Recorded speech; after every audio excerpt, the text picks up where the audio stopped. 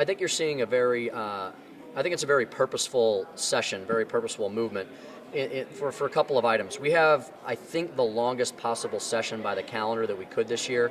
So on the one hand, we don't need to get up here in January and try and pass every single agenda item. On the other hand, it's always good to try and move forward in a purposeful manner where you're not going to get behind the eight ball in any fashion. So these bills that the Speaker and I have moved early are just good government, common sense bills. I think they're easy to understand. I would argue that they're not that controversial, but yet they take on some big issues that need to be done. You know, you're talking about doing some changes with the ponderous form of government. That's what both of these bills look to do.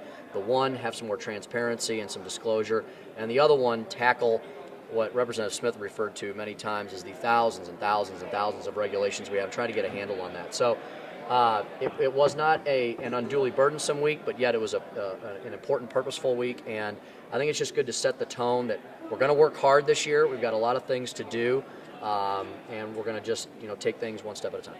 You mentioned more bills coming through the process. What are you looking for next?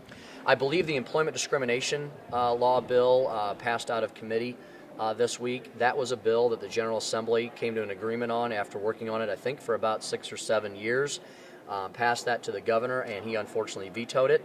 I believe there's been discussions already with the governor's office. We hope the governor will sign that bill, because that will return a lot of stability to Missouri's small businesses that are currently lacking. Businesses are very fearful of the litigation climate currently in this state. We have a system of laws that really seeks to punish the employer these days, and that's not what you need in the middle of a fiscal depression that we're experiencing. You expect to do that next week on the floor? If it makes it up to the calendar, I would like to give it some time, yes.